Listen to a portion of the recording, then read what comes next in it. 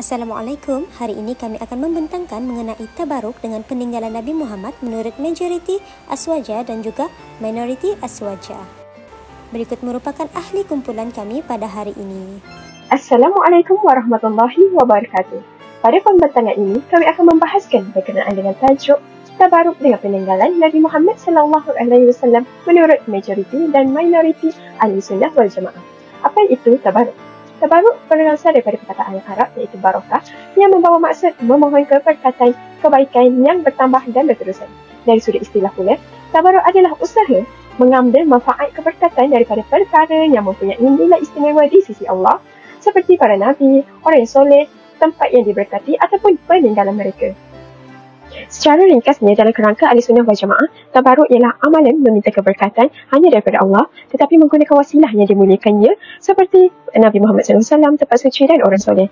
Namun, amalan ini tidak boleh mencecahkan tauhid kerana keberkatan itu bukan datang daripada benda itu semata-mata, sebaliknya daripada Allah Subhanahu Wa Taala. Tabaruk bermaksud mendapatkan keberkatan melalui peninggalan fizikal Nabi SAW. Dalam Aswaja, pandangan dibahagikan kepada dua. Yang pertama, majoriti mutlak. Yang kedua, minoriti. Majoriti Aswaja menganggap tabaruk ini sah dan diajarkan berasaskan sunnah tangriri dan juga amalan sahabat. Kenapa kita kena buat ini? Sebab ada barakah khas tunjukkan cinta kita pada Nabi SAW dan paling penting, tak salah akidah. Ingat, hanya Allah SWT yang beri keberkatan. Contohnya, sentuh rambut, peluk ataupun pakaian baginda, ataupun guna air wuduk baginda dan juga sentuh mimbar ataupun makan baginda. Simple je kan? Tapi penuh bermakna. So, tabaruk ini cara kita dekat dengan sunnah dan juga tunjuk cinta pada Nabi SAW. Kita sambungkan pandangan minoriti Salafi Wahabi tentang tabaruk fizikal. Mereka ni memang lebih ketat sebab nak elak huluk dan juga takut orang terlebih sampai boleh syirik tanpa sedar. Bagi mereka, keberkatan benda fizikal Nabi SAW cuma terpakai zaman Nabi dan juga sahabat. Sebab masa tu memang kufur sahih lah. Lepas Nabi wafat, mulalah timbul keraguan sama ada benda itu benar-benar peninggalan Nabi ataupun tidak. Jadi, mereka rasa macam lebih selamat kalau fokus pada amalan jelas dalam dalilnya. Contohnya, kita ikut sunnah Nabi, amalan soleh dan juga baca Al-Quran. Tabaruk fizikal sekarang ni bagi mereka bid'ah ataupun makruh tahrim. Bezanya dengan mujritid aswaja. Sebab cara mereka faham barakah ni adalah mengikut kaedah Sa'ad-Darai dan juga tahap berhati-hati terhadap huluk. Jadi, secara ringkasnya, mereka ni tak tolak barakah, cuma nak pastikan kita semua selamat dari risiko syirik. Ini kita bincang tabaruk dengan peninggalan Nabi SAW dari pandangan Aswaja. Senang je nak faham, ada dua pandangan utama. Yang pertama, majoriti. Mereka kata tabaruk ini memang harus. Dalil jelas dalam Al-Quran, Allah sebut ada tempat yang dia berkati.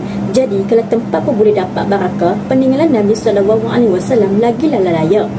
Dalam hadis pun jelas, sahabat ini berebut rambut Nabi, kumpul pula baginda dan juga ambil air wuduk. Semua sebab mereka ni yakin barakah ni datang dari Allah melalui Nabi. Ulama besar seperti Ibnu Hajar dan juga An-Nawawi kata, benda ini sah dan dibolehkan asalkan kita ni tak fikir objek tu ada kuasa sendiri. Sekarang kita masuk ke yang kedua pula, iaitu minoriti. Mereka ni lebih berhati-hati. Selepas Nabi wafat, sahabat besar tak buat tabaruk secara meluas. Jadi mereka kata kita kena jaga tauhid. Prinsip Sa'ad-Darai pun digunakan supaya tak timbul salah faham bahawa objek itu keramat. Jadi bagi minoriti ni, tabaruk masa Nabi hidup ni memang sah.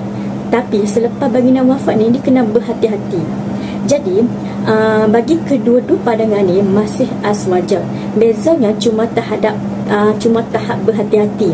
Kalau bagi majoriti kata harus, kalau bagi minoriti pula kata kena berjaga-jaga. Saya akan jelaskan batasan, syarat dan adab tabaruk menurut majoriti ulama Aswaja serta kenapa sebahagian kecil ulama lebih berhati-hati terhadapnya. Yang pertama, dari sudut nilai dan syarat. Tabaruk hanya dibenarkan apabila objek itu benar-benar sahih berasal daripada Nabi SAW atau orang-orang yang soleh. Niatnya mesti jelas dan keberkatan itu datangnya daripada Allah dan bukan daripada objek tersebut. Kita juga perlu mengelak unsur syirik, pengagungan melampau dan mengamalkannya secara sederhana supaya tidak menimbulkan sebarang salah faham. Untuk adab tabaruk, ulama menekankan ia dilakukan dengan ikhlas dan tawaduk dan bukan dijadikan kewajipan ataupun rukun ibadah. Ia juga tidak boleh dipaksa kepada orang lain dan mesti dijauhi daripada unsur riak atau tindakan berlebihan seperti mengangkat objek itu sebagai sesuatu yang keramat. Akhir sekali, mengapa minoriti ulama berhati-hati? Antaranya kerana risiko salah tafsir di mana orang mungkin menyangka objek itu memiliki kuasa sendiri.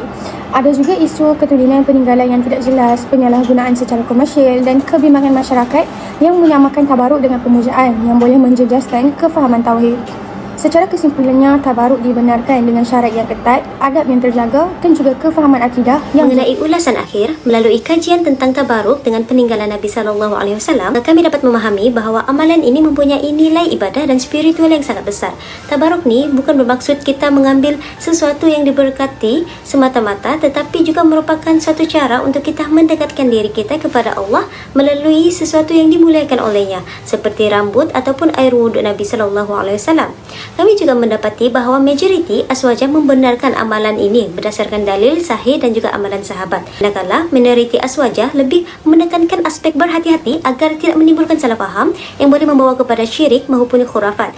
Kedua-dua pihak ni sebenarnya saling melengkapi antara penghormatan kepada Nabi Muhammad SAW dan pemeliharaan tauhid.